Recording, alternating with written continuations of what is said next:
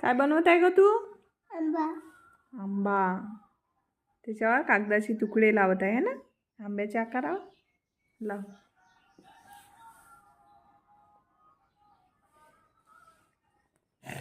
छान. इथं लाव एक कोपऱ्यावर. हा, छोटासा तुकडा लाव, ह्या बारीकवाला ह्या लाव.